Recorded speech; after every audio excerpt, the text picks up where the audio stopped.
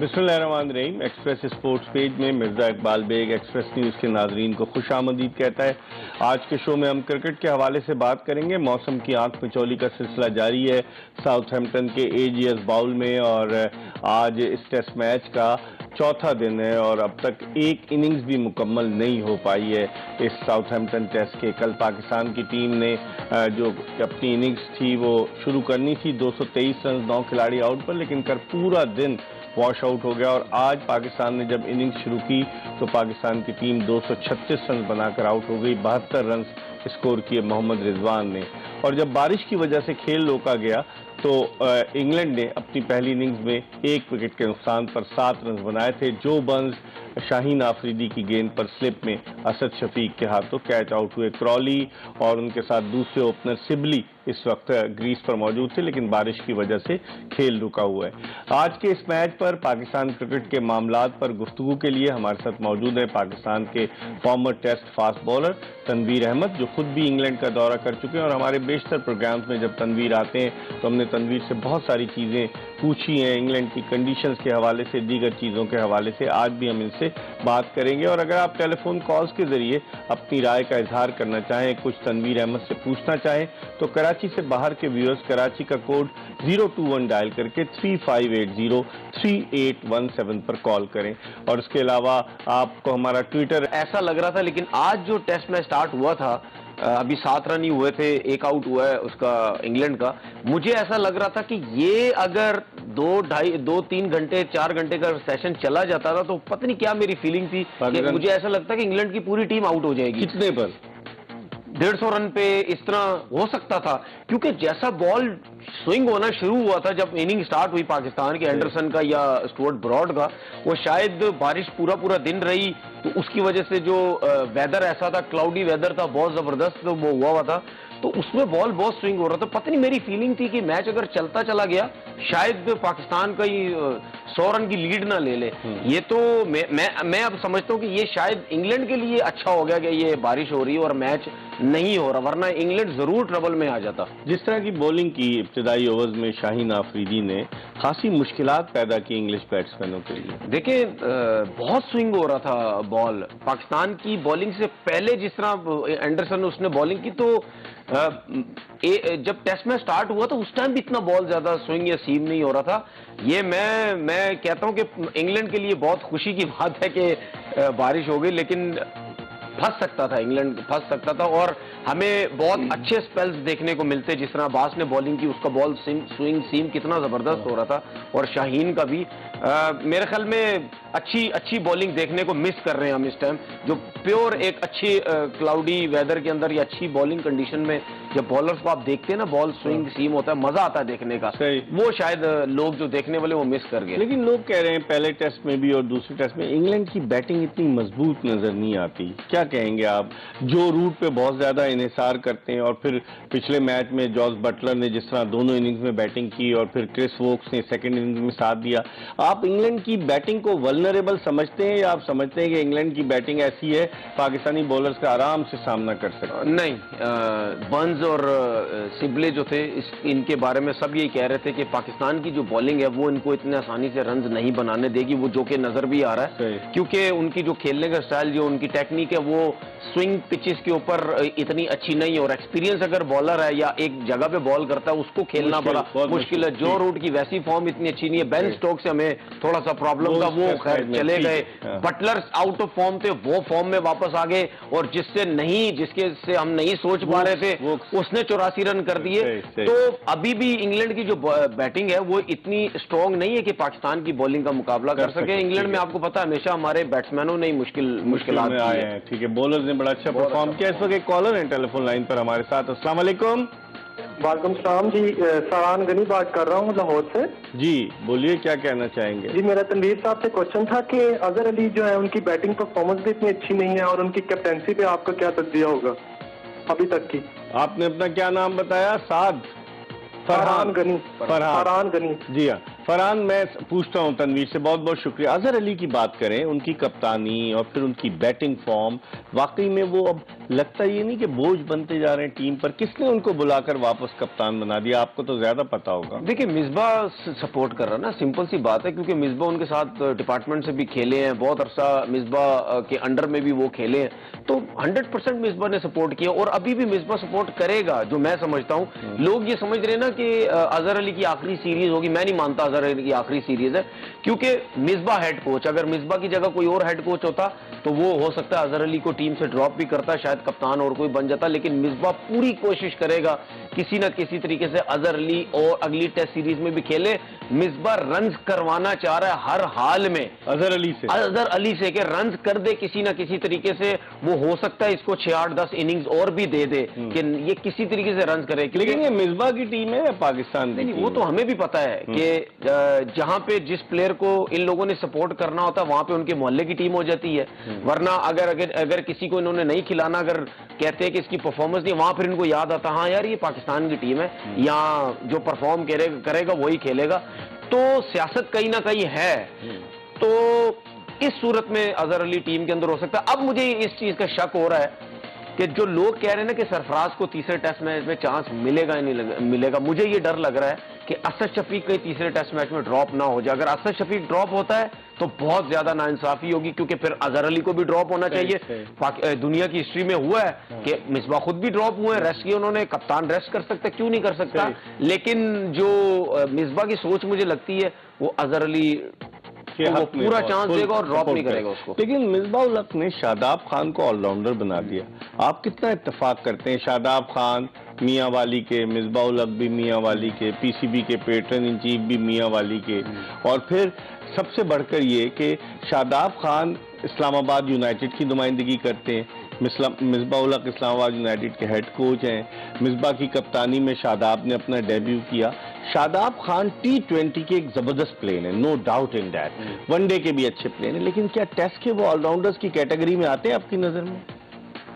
मिसबाह से कभी आप अपने तौर पे वैसे ही क्वेश्चन करना, आप शादाब जैसे ही कोई प्लेयर हो, वो T20 के स्पेशलिस्ट हो, मिसबाह से आप पूछें कि मिसबाह ये टेस्ट खेल सकता है, आप देखना क्या बोलेगा आगे से। 100% बोलेगा नहीं यार इकबाल भाई ये तो टेस्ट का प्लेयर ही नहीं है। क्यों? क्योंकि वो ना वो इस्लामाबाद यूनाइटेड से खेलता है, ना मिसबाह उसको पसंद करता होगा। मिसबाह ने इस्लामाबाद यूनाइटेड से रन्स कर दिए, मिसबाह ने समझा पता नहीं कुछ कितना हाई फाई किस्म का हमें ऑलराउंडर मिल गया, जो हमें कमी थी पाकिस्तान की वो भी बोला मिसबाह ने। 11 ओवर और 3 गेंदें की। ठीक है, अब मुझे एक चीज बताएं, मुझे कुछ लोगों ने बोला कि जी शादाब ने इस वजह से बॉलिंग नहीं की क्योंकि यासिर शाह थे या भाई तो खिलाया क्यों ना हमको? सही है, जेन्युइन स्पिनर होता ना तो शादाब को बॉलिंग करवाई जाती, वो जेन्युइन था ही नहीं। ये तो कोचिंग स्टाफ को पता था हमसे गलती हो गई है, गलती की है ये, खैर गलती मैं गलती नहीं बोलूंगा, जानबूझ के खिलाया, फवाद आलम को नहीं खिलाना था बस। ठीक है, इस पर हम मजीद बात करेंगे, फवाद आलम के हवाले से भी बात करेंगे कि जानबूझकर भी क्या हो रहा है पाकिस्तान में क्रिकेट में, सिलेक्शन के हवाले से पसंद नापसंद को ज्यादा अहमियत दी जा रही है, मेरिट पे टीम सेलेक्ट की जा रही है। मूसा खान भी इस्लामाबाद यूनाइटेड के थे, उन्हें ऑस्ट्रेलिया ले जाकर टेस्ट डेब्यू करा दिया। मोहम्मद हसनैन कहाँ चले गए? वो तो बड़े तेज बॉलर थे। बहुत सारी चीजें जिन पर डिस्कस करेंगे, एक छोटे से ब्रेक के बाद हमारा इंतजार कीजिए। फास्ट बॉलर तनवीर अहमद के साथ शो में ब्रेक के बाद एक मरतबा फिर खुश आमदीद। हम बात कर रहे हैं पाकिस्तान इंग्लैंड सीरीज के हवाले से। तनवीर से एक सवाल करते हैं और फिर हम जाएंगे senior sports journalist Abdul Majid Bhatti की जानिब। तनवीर, फवाद आलम के बारे में ये कहा गया, जिस तरह अभी हम थोड़ी देर पहले बात कर रहे थे कि मिसबाह ने मूसा खान को खिला दिया, मिसबाह ने शादाब को टेस्ट ऑलराउंडर बना दिया, जिसे पिया चाहे वही सुहागन वाली बात है। फवाद आलम को न श्रीलंका के खिलाफ टेस्ट खिलाया, न बांग्लादेश के खिलाफ खिलाया, और उसको ऐसी कंडीशंस में खिलाया गया टेस्ट जिसमें वो 0 पर आउट हो गया और लोग शोर मचा रहे हैं कि उसको बाहर कर दो। आपकी क्या राय है? मुख्तसरन बताएं।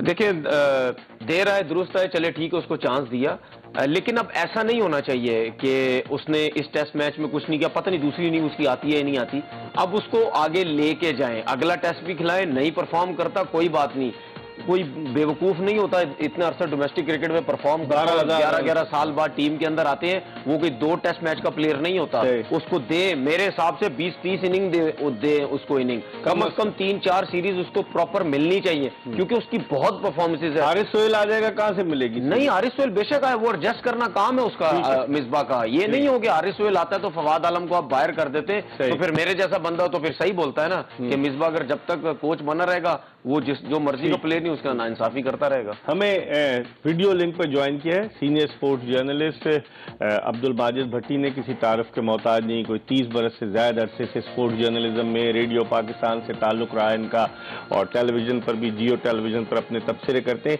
माजिद भट्टी साहब बताइए, तनवीर जो कह रहे हैं कि फवाद आलम को एक इनिंग्स की बेसिस पर क्या टीम से बाहर कर देना चाहिए, और जनरल परसेप्शन जो है वो ये है कि मिसबाह उल हक पसंद नापसंद की बुनियाद पर टीम को मुंतखब कर रहे हैं, आपकी क्या राय है? देखें, एक बात तो तनवीर की बिल्कुल सही है, मैं भी उसके साथ जाऊंगा कि एक इनिंग्स से आप किसी को जज नहीं कर सकते, लेकिन ये भी हमारी क्रिकेट का अलमिया है कि फवाद आलम 2009 में जब ड्रॉप हुए तो 23 साल के थे, आज तकरीबन 34 साल 10 साल और 8 महीने बाद जब वो वापस आए तो 34 साल के हो गए, तो नाइंसाफी तो हुई ना। 88 टेस्ट मैच इसके दरमियान पाकिस्तान ने खेले, 7,500 first class run Pakistan Fawad Alam ने बनाए, तो 25 सेंचुरियां बनाई। लेकिन मिसबाह उल हक को देखें, एक क्रेडिट तो हमें देना चाहिए कि माजी में 4 कप्तान, 5-6 चीफ सेलेक्टर गुजरे, किसी ने फवाद आलम को नहीं खिलाया। मिसबाह उल हक और अजहर अली ने चाहे 11 साल बाद मौका दिया, फवाद आलम को मौका दिया, लेकिन फवाद आलम को लॉन्ग रन में एटलीस्ट कोई 6, 7, 8 इनिंग्स तो देनी चाहिए, इस तरह दूसरों को दी जाती है। लेकिन फवाद आलम के साथ जो भी हुआ, पाकिस्तान क्रिकेट में लोगों के साथ किस तरह नाइंसाफियां होती हैं, इस फवाद आलम, इससे बड़ी मिसाल हमें पाकिस्तान क्रिकेट में शायद और किसी की नहीं मिल सकती। इतनी ज्यादा परफॉर्मेंसेस करके भी वो बाहर बैठा रहा और लोग छोटी छोटी परफॉर्मेंस करके पाकिस्तान टीम में आ गए। छोटी छोटी परफॉर्मेंस की आपने बात की, आप इस बात से इत्तेफाक करेंगे कि शादाब खान टेस्ट ऑलराउंडर हैं और वो टेस्ट ऑलराउंडर अपने आप को साबित कर रहे हैं, कि आप इससे मुत्तफिक हैं? देखिए, कोशिश की गई उसको ऑलराउंडर बनाने की, लेकिन लिमिटेड ओवर में ऑलराउंडर की हैसियत से 20 ओवर क्रिकेट में या 50 ओवर की क्रिकेट में एक डिफरेंट चीज है। टेस्ट मैच में मेरा ख्याल में हमें एक प्रॉपर बॉलर खिलाना चाहिए था।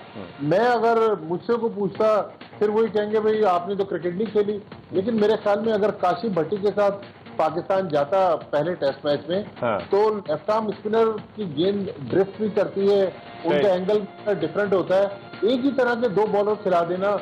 तो शादाब खान का बहर क्रेडिट है कि उन्होंने पहली इनिंग्स में 45 रन बनाए, 2 आउट किए। लेकिन देखिए, एक और आप अजहर अली की सोच का अंदाजा लगाएं।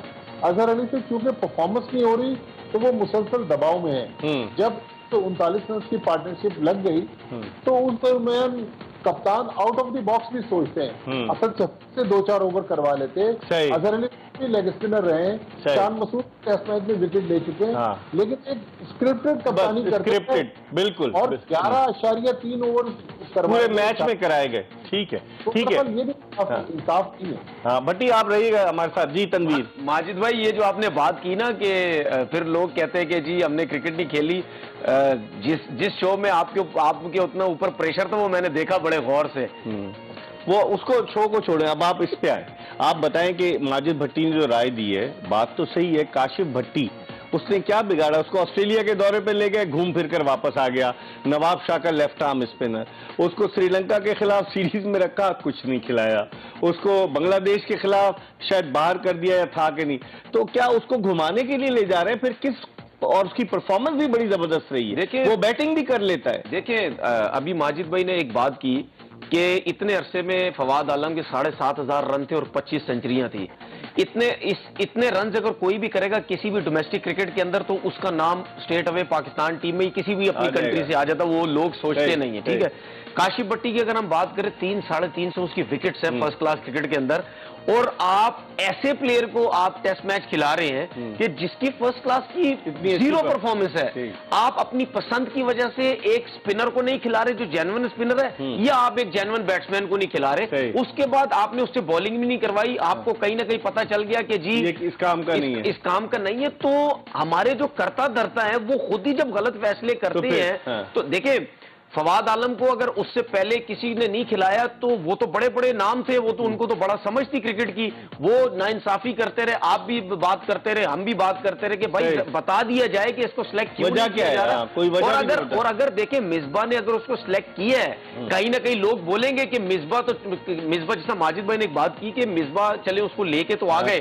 लेकिन कहीं ना कहीं हमें ये चीज भी नजर आती है कि उसको प्रेशराइज इनके ऊपर हुआ, प्रेशर हुआ, वजह से लेके आए। ठीक है, माजिद भट्टी साहब क्या कहेंगे तनवीर की इस बात से? और काशिफ भट्टी की मैंने बात की, क्या वो सिर्फ दौरों पे जाने के लिए, घूमने फिरने के लिए रह गया? अच्छा, काशिफ भट्टी की फर्स्ट क्लास में 2 या 3 सेंचुरियां भी हैं, बैटिंग भी कर। कोई एक पसंद नापसंद की बात है। मिसबाह उल हक को इस लिहाज से मैं तनवीर क्रेडिट दे रहा हूँ कि चले उन्होंने एक बंदे के जख्मों पे मरहम रखा, लेकिन अगर फवाद आलम को कॉन्फिडेंस देने की बात थी तो उसको श्रीलंका के खिलाफ होम सीरीज खिलाते या बांग्लादेश के खिलाफ होम सीरीज खिलाते। यहाँ तो ऑस्ट्रेलिया और साउथ अफ्रीका भी इंग्लैंड में स्ट्रगल करती है ना। आज मैं इकबाल बेग साहब और तनवीर, आप दोनों हजरात को एक बहुत बड़ा सवाल छोड़ के जा रहा हूँ। आप दोनों माशाल्लाह इतनी ज्यादा क्रिकेट में आपकी नॉलेज है और आप क्रिकेट के मामलात में बहुत इन्वॉल्व रहते हैं। ये PSL की जो फ्रेंचाइजीज के साथ मुख्तलिफ लोग जुड़े हुए हैं ना, इनके एजेंट्स के साथ मिलकर बाज प्लेयरों के लिए किस तरह लॉबिंग की, बाज प्लेयरों को लेकर आए। पिछली सिलेक्शन कमेटी में एक एजेंट था जिसने पाकिस्तान के 7-8 टॉप प्लेयरों के अपने साथ रखा और उन प्लेयरों को ये जमानत दी कि आप हमारे साथ रहें, हम आपको खिलवाएंगे। आपको पाकिस्तान टीम से कोई ड्रॉप नहीं करेगा।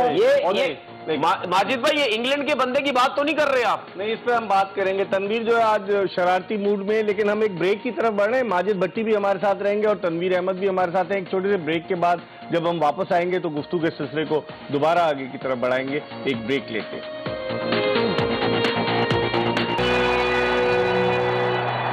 ब्रेक के बाद एक मरतबा फिर एक्सप्रेस स्पोर्ट्स पेज में खुशामदीद। हमारे साथ स्टूडियो में मौजूद है पाकिस्तान के former test fast bowler Tanveer Ahmed, जबकि वीडियो लिंक पर हमें ज्वाइन किया हुआ है पाकिस्तान के senior sports journalist Abdul Majid Bhatti ने। इन दोनों से हम क्रिकेट के हवाले से बात कर रहे हैं। पहले हम तनवीर से गुफ्तगू के सिलसिले को और आगे की तरफ बढ़ाते हैं। तनवीर, पाकिस्तान टीम में आपको कोई स्टार नजर आता है? इस टीम में, मौजूदा टीम में?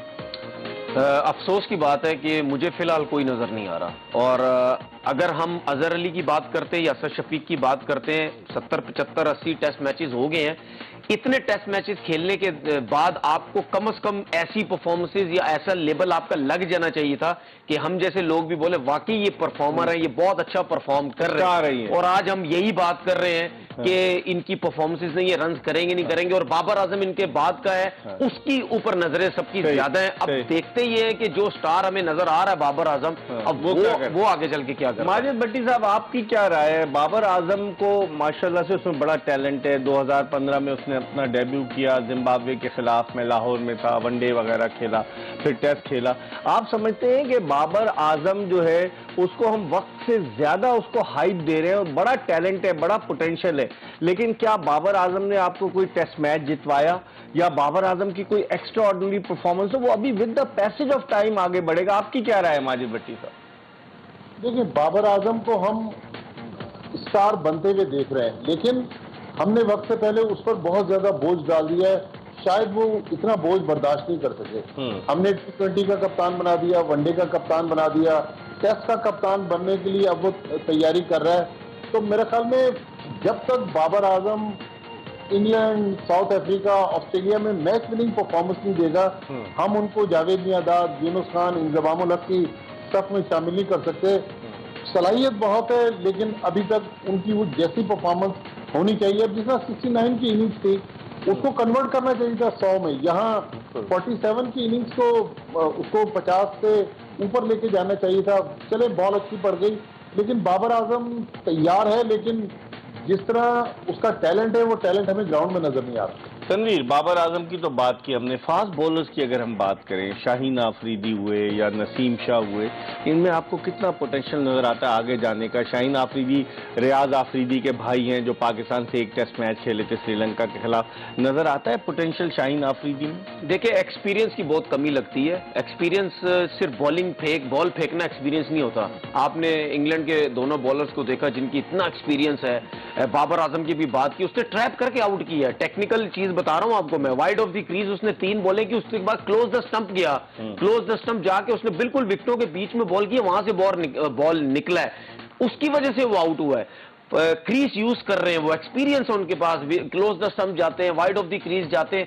हमारे बॉलर्स नहीं है, नसीम शाह तेज गेंद कर रहा, बस एक ही लाइन में जा रहा है, बॉल फेंकी जा रहा है और उसको बता नहीं रहा कोई, वकार यूनुस साहब कौन बताएगा?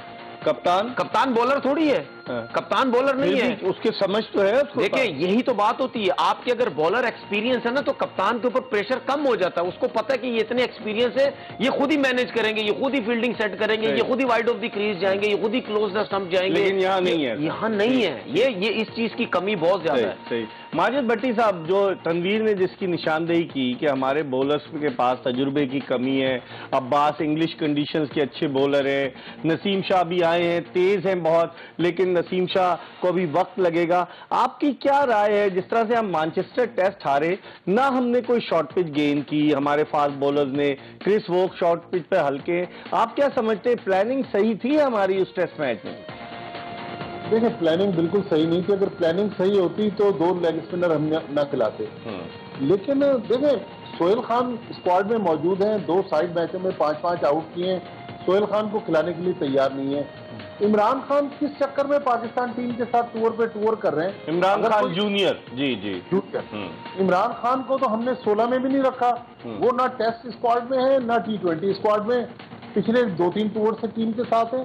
तो ये जो पसंद नापसंद है ना, इससे हमें सोचना पड़ेगा, हमें सिलेक्शन में रोटेशन पॉलिसी लाना पड़ेगी। नसीम शाह पे भी 17 साल का बच्चा है, बहुत ज्यादा अगर बोझ डालेंगे तो इंजरी का मसला दरपेश हो सकता है। लिहाजा हम इस कंडीशन में मेरा ख्याल तनवीर ज्यादा बेहतर बताएंगे। साउथहैम्पटन में जैसी कंडीशन है, सोहेल खान काफी मुश्किल डालता है बैट्समैनों। सही है। ये तनवीर आपकी क्या राय है? बिल्कुल, बहुत अच्छी बात बोली है। उसके बाद एक्सपीरियंस भी है फर्स्ट क्लास क्रिकेट का, वो जब खेलता आपको उसके बॉल पे स्विंग भी नजर आता, वो में आउट भी किए, मैं था माजिद भी थे वहां। देखिए, वो सिर्फ इस वजह से उसको नहीं खिलाया जा रहा कि कहीं ये आउट कर जाए, इसको खिलाना पड़ जाएगा, हम जिनके चक्कर में लगे वो बाहर हो जाएंगे।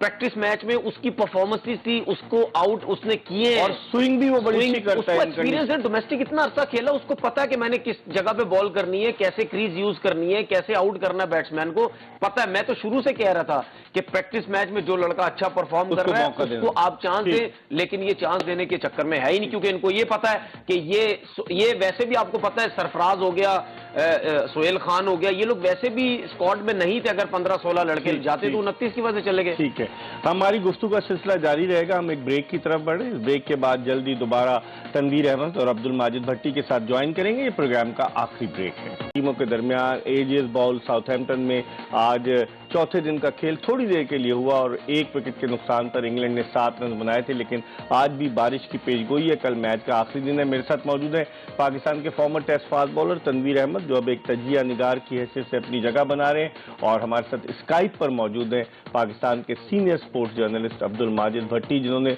कई स्टोरीज ब्रेक की है। मुझे याद है 2010 का जो स्पॉट फिक्सिंग स्कैंडल था, उसकी स्टोरी भी अब्दुल माजिद भट्टी ने ब्रेक की थी। तनवीर अहमद उस पाकिस्तानी टीम का हिस्सा थे।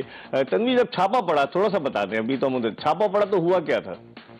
देखिए, मैं तो खैर गार्डन कोर्ट का होटल था, कौन सा था? वही था। मैं तो खैर बाहर निकला हुआ था। हाँ। उसके मुझे दोस्त का फोन आया कि भाई टीवी लगाया, तो ये सब कुछ। मैं फौरन होटल भागा, तो जैसे ही मैं भागा तो सिक्योरिटी एकदम से सब कुछ हो गया, और मैं तो हैरान हो गई ये क्या हुआ। फिर उसके बाद होटल के ये हालात थे जैसे पता नहीं कोई बहुत बड़े कोई मुजरिम रहते हैं यहाँ पे। सब अपने अपने कमरे में, पूरा होटल सील कर दिया। अपने कमरे में बैठ के ही कोई सुबह 4 से, मैं तो मैच नहीं खेल रहा था, मैं तो सुबह 5-6 बजे तक देखता रहा टीवी पे। कभी किसी प्लेयर के रूम में जा रहे हैं, कभी किसी की चादरें उठा के जा रहे हैं, कभी किसी के क्या उठा के जा रहे हैं, ले रहे थे, सब कुछ कर रहे थे। मैं तो हैरान हो गया और मुझे बड़ा अफसोस हुआ जब ये चीजें हुई। मैं शायद मतलब ये ऐसी बात थी कि मैं जिंदगी भर इसको भुला नहीं सकता, क्योंकि जो मैंने वहां देखा है। तो माजिद भट्टी साहब, एनी गवाह, एनी शाहिद जो है वो उस वाकये के मौजूद है। आपने तो स्टोरी ब्रेक की थी, क्या कहेंगे उस वाकये से पाकिस्तान क्रिकेट को कितना नाकाबिले तलाफी नुकसान पहुंचा? देखिए, बहुत ज्यादा नुकसान पहुंचा, और आज भी हमारे जो क्रिकेटर्स हैं जब दुनिया में जाते हैं तो अच्छे अल्फाज में याद नहीं किया जाता, लेकिन हमने उसे सबक नहीं सीखा। उसके बाद आप देखें, ऊपर तले अभी तक वाकयात हो रहे हैं। कभी दानिश कनेरिया का हो रहा है, कभी उमर अकमल का हो रहा है, कभी नासिर जमशेद का हो रहा है, फिर शर्जील खान और खालिद लतीफ, तो ये सिलसिला थम नहीं रहा। हमने इत्तेफाक से हमें सबक सीखना चाहिए था। मोहम्मद आमिर, सलमान बट और मोहम्मद आसिफ ने जो किया उनको तो अपनी सजा मिली, लेकिन तनवीर से अगर इकबाल आपके पास थोड़ा सा है तो पाकिस्तान टीम की बस पे जो अंडे पड़े ना, वो वाकया जरूर पूछिएगा। वो भी बड़ा हिस्टोरिक लम्हा था, वो तनवीर अगर शेयर करना चाहें। बताओ तनवीर क्या हुआ था? देखिए, टेस्ट मैच तो हम हार गए थे। जब टेस्ट मैच हारे और बस से निकले बाहर, और मैं मतलब यानी मैं ये कह सकता हूं कि शायद मैं बस रोने वाला था। मैं ये सोच रहा था कि पाकिस्तान टीम इस बस के अंदर बैठी है और लोग इतने थे बाहर, मीडिया और लोग इतने, उन्होंने अंडे मारे और अंडे मारे। और अगर माजिद भाई वहां थे या उनको याद हो, इतनी गालियां पड़ी थी, वो गालियां तो मैं सुना भी नहीं सकता यहाँ पे कि आपने पाकिस्तान को ये कर दिया, आप लोगों ने पाकिस्तान। तो मेरा उस टाइम बस चल रहा था, ये जो तीनों थे इनको जाके मैं किसी तरीके से बस बोलना ही चाह रहा, मैं पकड़ लूं बस जाके। क्योंकि फिर कैसे गए बस से उतर के जब अंडे वगैरह पड़े नीचे? होटल में कैसे गए? होटल में बस सिक्योरिटी थी, सब कुछ था, निकल गए सब। लेकिन बहुत दुख हुआ मुझे कि उस टाइम मैं था उस बस के अंदर। मुझे तो बड़ा अफसोस हुआ कि ये सीन तो जिंदगी भर भूलने वाला नहीं है। माजिद भट्टी साहब, आखिरी जुमला आप बताइए। तनवीर कह रहे हैं सीन भूलने वाला नहीं, वाकई में ये पाकिस्तान क्रिकेट की तारीख का हिस्सा बन चुका है? मेरे ख्याल में पाकिस्तान क्रिकेट का वो स्याह बाप था जो रकम हो गया, और उसको हम कितना भी उस बाप को खुरचना चाहे ना, लेकिन वो बाप जो है वो पाकिस्तान क्रिकेट से जुड़ा हुआ है, कभी खत्म हो सकता है। वो ऐसे लम्हात हैं जिसको जब भी याद करेंगे हमें शर्मिंदगी होगी, हमें अफसोस होगा। बहुत बहुत शुक्रिया अब्दुल माजिद भट्टी, आप हमारे साथ वीडियो लिंक पर मौजूद थे। तनवीर अहमद, आपका शुक्रिया। आज की एपिसोड आपने मुलाहिजा की, लगता यही है कि साउथहैम्पटन टेस्ट जो है वो हार जीत के फैसले के बगैर खत्म हो जाएगा। और अब देखते हैं कि जो सीरीज का तीसरा टेस्ट है वो भी यही साउथहैम्पटन में होना है, उसमें क्या होता है। पाकिस्तानी क्रिकेट टीम के लिए एक चैलेंजिंग टास्क होगा। अगर इस टेस्ट का नतीजा नहीं आता तो पाकिस्तान को सीरीज बराबर करने के लिए जिद्दोजहद करना पड़ेगी, क्योंकि पाकिस्तान से पहले गुज़िश्ता 2 टेस्ट सीरीज 2016, 2018 की इंग्लैंड में ड्रॉ कर चुकी है। इसके साथ ही आज की ये एपिसोड अपने इख्तिताम को पहुंची। इंशाअल्लाह अगर जिंदगी ने वफा की तो आइंदा प्रोग्राम में फिर आपकी खिदमत में हाजिर होंगे। उस वक्त तक के लिए मिर्जा इकबाल बेग एक्सप्रेस न्यूज की पूरी प्रोडक्शन टीम के साथ आपसे इजाजत चाहता है। अल्लाह हाफिज।